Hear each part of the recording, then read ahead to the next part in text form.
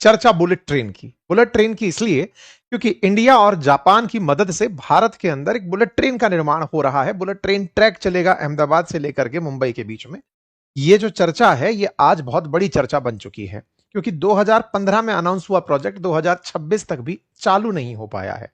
सवाल काफी सारे बने कि ऐसा क्यों नहीं हो पाया है, लेकिन बड़ा सवाल ये कि आज आप और हम चर्चा कर क्यों रहे हैं, क्योंकि जापान के एक पूर्व मंत्री जिसके समय पर ये कभी घोषणा हुई थी, वो भड़क गए हैं। और भड़कने का बड़ा कारण उन्होंने भारत सरकार को जिम्मेदार ठहरा दिया है। कहा है कि भारत के मंत्री बयानों से पलटते रहते हैं।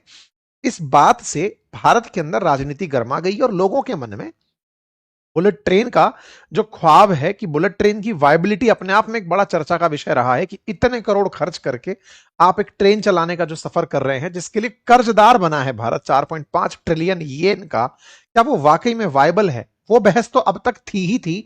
अब उसके बाद में एक बड़ी बहस और जुड़ गई कि आपको तो जापान वाले भी ठीक से नहीं देखते, जिन्होंने इस काम को किया वो तक ठीक से नहीं देखते। तो आज के सेशन में इस बात का जिक्र और चर्चा इस बात की कि भारत ने इस देरी का जिम्मेदार किन्हें ठहराया है।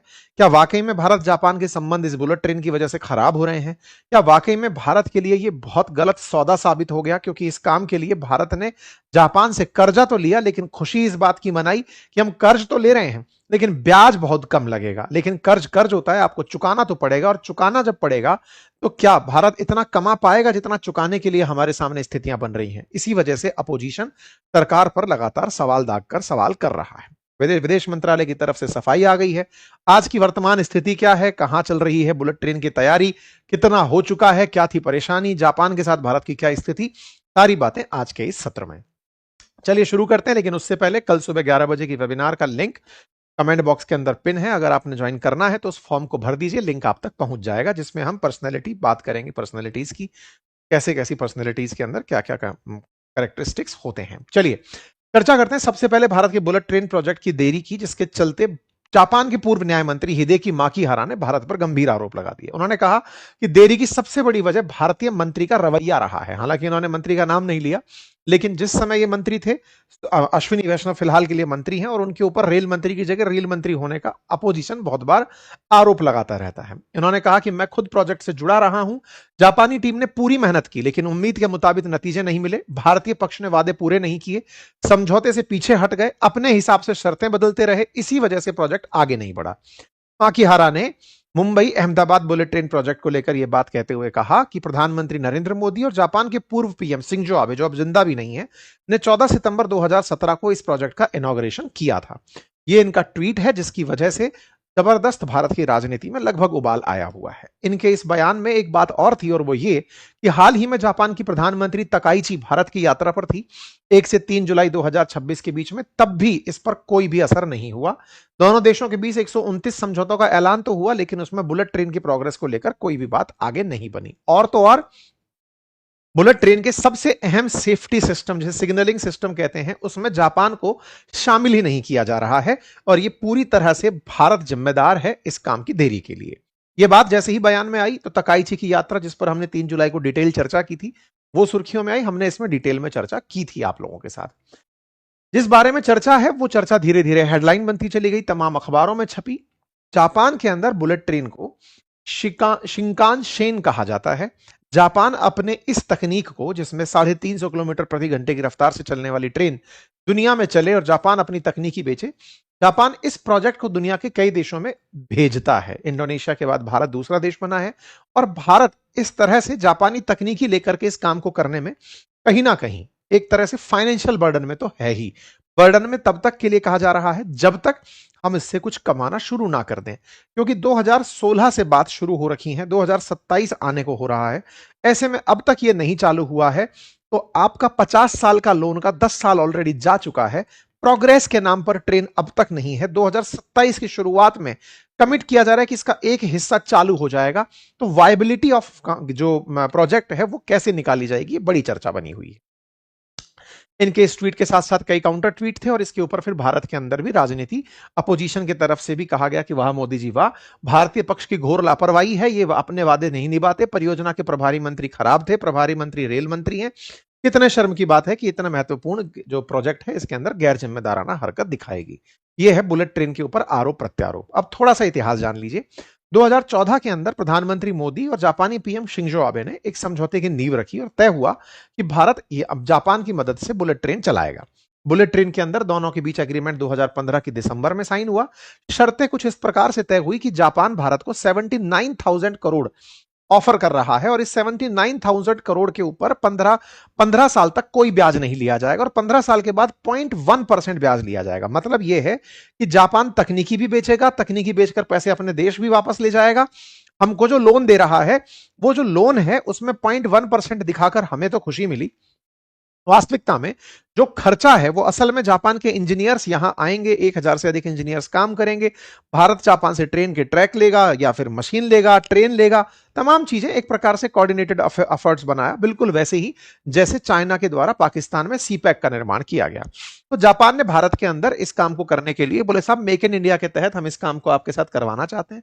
508 किलोमीटर लंबा ट्रैक बनाने की बात हुई, जिसकी उस समय लागत 97,000 करोड़, 1 लाख करोड़ आसान भाषा में पकड़िए, इतनी तय हुई। जापान को तय करना था कि वो 79,000 करोड़ इसमें देगा, यानी प्रोजेक्ट लागत का 80%। अभी आगे बढ़े उससे पहले जान लो कि ऑलरेडी ये 2 लाख करोड़ का प्रोजेक्ट बन चुका है, यानी कि इस प्रोजेक्ट के देर होने से ऑलरेडी 2 लाख करोड़ का बजट तय हो चुका है, यानी कि ऑलरेडी डबल द प्राइस पर यह जा चुकी है।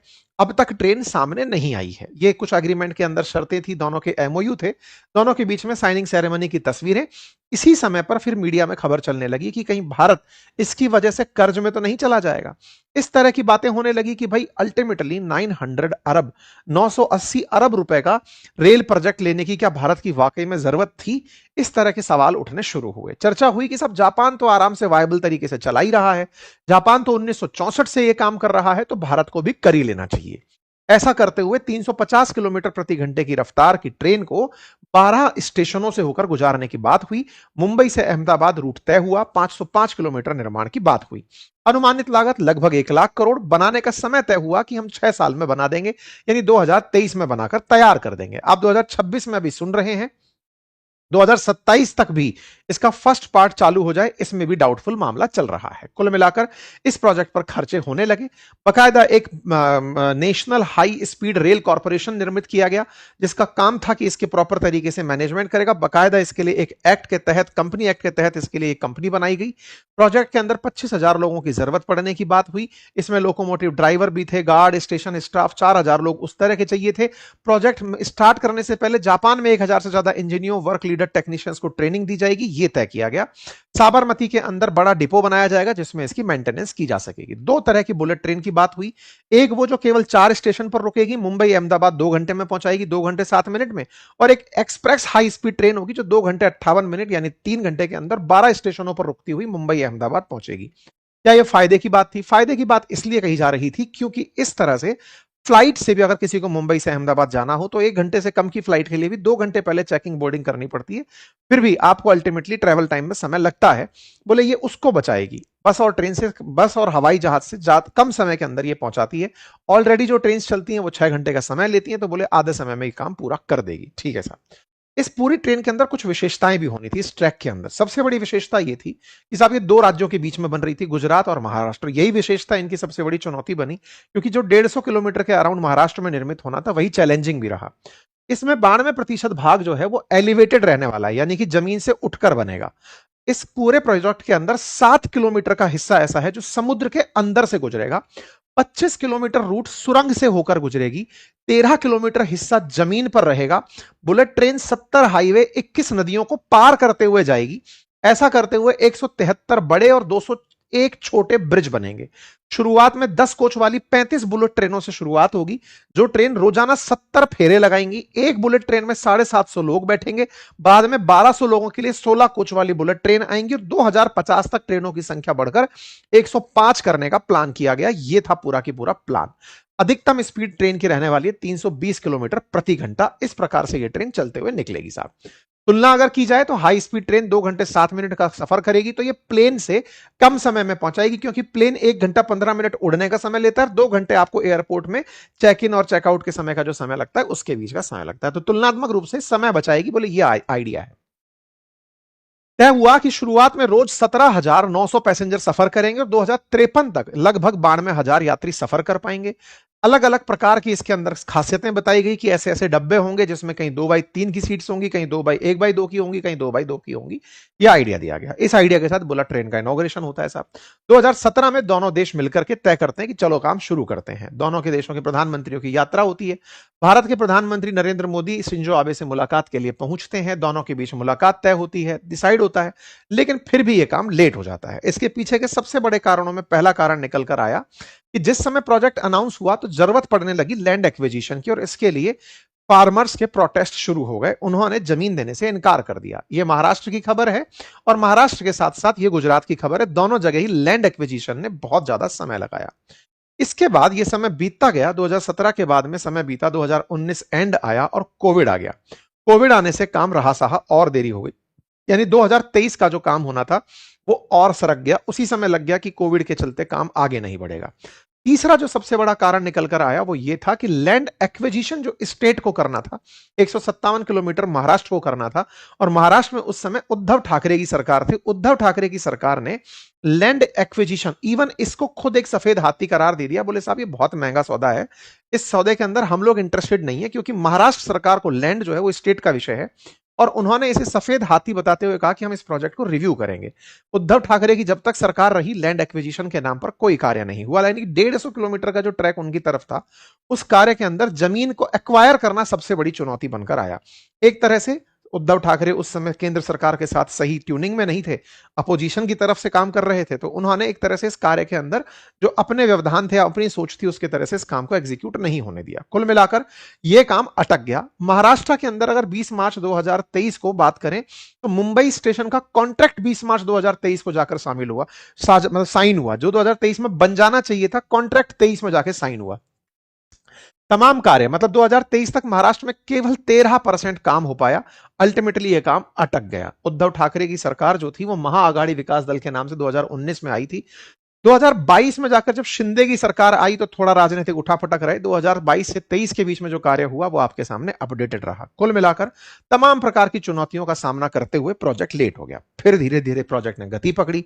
2023 से अश्विनी वैष्णव जी ने फिर अपनी तरफ से तस्वीरें डालना शुरू किया कि साहब देखिए कुछ इस प्रकार के काम चल रहे हैं। अब अपडेट यह है कि इस काम के अंदर लगभग 2027 के अंदर इसका एक बड़े हिस्से को संचालित भी करना शुरू कर दिया जाएगा। ये कुछ तस्वीरें काम की हैं जिसके अंदर दिखाया जा रहा है कि कैसे कैसे काम चल रहा है, किस गति से काम चल रहा है। जापान की तरफ से ट्रेन्स हमको दी जाएंगी, इसका अपडेट है। कुछ विजुअल्स हैं जिसके माध्यम से आप ट्रैक को नोटिस कर सकते हैं। अश्विनी वैष्णव जी हर दिन अब अपडेट दे रहे हैं कि साहब देखिए बांद्रा कुर्ला कॉम्प्लेक्स काम का अंडरग्राउंड काम चल रहा है, उसकी तस्वीरें हैं। एक्सकवेशन का काम 75% पूरा हो चुका है। 100% सेकंड पिलिंग डन हो चुकी है। 2.7 lakh cubic metre concrete work complete हो चुका है। इस तरह की चीजें यहां पर निकलकर आना शुरू हुई। Prime minister Narendra Modi Shanghai पहुंचते हैं और वहां जाकर के फिर शिंजो आबे से, जिस समय जब गए थे शिंगेरू शिबा से इनकी मुलाकात होती है, शिंजो आबे तब नहीं थे, अगस्त 30 2025 की बात है। तो प्रधानमंत्री वहां पहुंचते हैं, आप भी बुलेट ट्रेन देखते हैं, वहां पर प्रोग्रेस देखते हैं। लगातार अपडेट में जनवरी 2026 के अंदर अपडेट आता है कि बुलेट ट्रेन प्रोजेक्ट गति पकड़ रहा है और धीरे धीरे मुंबई अहमदाबाद प्रोजेक्ट आगे बढ़ेगा। इसमें टनल्स का रोल बड़ा। तो ऐसे टनल्स में पालगढ़ की टनल्स फरवरी 2026 के अंदर बनकर तैयार हुई, उसकी तस्वीरें सबके सामने आई। ऐसे ही मुंबई अहमदाबाद जो बुलेट ट्रेन का प्रोजेक्ट है, इस प्रोजेक्ट के अंदर यह जानकारी निकल कर आई कि जापान के प्रतिनिधि आकर चेक करने पहुंचे, उनके सामने इसका प्रेजेंटेशन प्रॉपर तरीके से हुआ।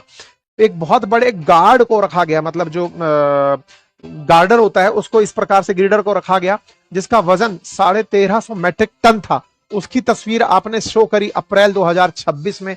यानी प्रोजेक्ट के अब लगभग अपडेट आते रहते हैं। इनकी तरफ से अपडेट्स में अगर देखा जाए तो विखरोली के साथ ही इस प्रकार का काम होता हुआ दिखाया गया।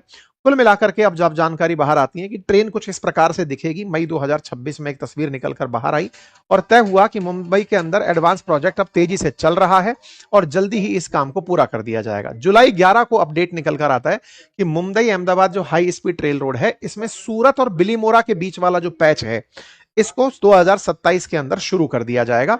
यह जानकारी आपकी तरफ से दी गई। तो कुल मिलाकर के प्रोजेक्ट के अंदर जो भी कमी है वो आने वाले समय में पूरी हो जाएगी और टेंटेटिवली ये प्रोजेक्ट 2030 तक तो पूरा हो ही जाना चाहिए, ऐसी उम्मीदें लगा रहे हैं। 2027 में इसका फर्स्ट हाफ पूरा हो जाएगा। वायबिलिटी को लेकर के इसकी अगर चर्चा की जाए तो 90,000 करोड़ का जो बुलेट ट्रेन प्रोजेक्ट है अब वो बढ़कर के 1.98 लाख करोड़ रुपए पहुंच गया है। इसीलिए सवाल यह है कि आप कितना 17,500 यात्रियों से ऐसा कितना टिकट वसूल लेंगे, आप 2 लाख करोड़ रुपए वसूल लेंगे। 2000 मतलब अगर 2015 की बात करें तो अगले 50 साल के लिए अगर हम बात करें तो 2063 तक क्या आप 2 लाख करोड़ रुपए उससे कमा भी पाएंगे, ये अपने आप में सवाल है। हालांकि जानकारों का कहना है कि सरकार का मत ट्रेन से कमाई का नहीं है, असल में ट्रेन के साथ साथ जो प्रॉपर्टी है जो महंगी होती है, जिसके चलते लोगों का जो विकास होता है उस पूरे क्षेत्र के अंदर, उसको अकाउंटेबल माना जाता है। लैंड की प्राइसेस का इजाफा होना, लोग जो मुंबई में रहते हैं वो अहमदाबाद में रहने लगेंगे, आसपास के स्टेशन पे रहने लगेंगे, उनकी वजह से जो ट्रांजिट होगा वो एक बड़ा कमाई का साधन बनेगा। इस तरह से सरकार का इस विषय पर सोचना है। ठीक है साहब, तो ये कुछ प्रोग्रेस की तस्वीरें हैं, संभवतः आप इसको देख करके खुद भी कुछ अंदाजा लगा पाए। बाकी रही बात इन मंत्री जी के बयान की, पूर्व मंत्री के बयान की, तो भारत ने इनके आरोप को खारिज कर दिया है। इन्होंने कहा कि हमने पोस्ट देख ली, उस व्यक्ति की निजी राय है, भारत और जापान के संबंध बढ़िया चल रहे हैं। भारत के विदेश मंत्रालय की तरफ से ये वाला बयान आ गया है। ठीक है साहब, बाकी आप क्या सोचते हैं इस विषय पर अपनी राय जरूर कमेंट बॉक्स में बताएं। चैनल पर नए हैं तो सब्सक्राइब कर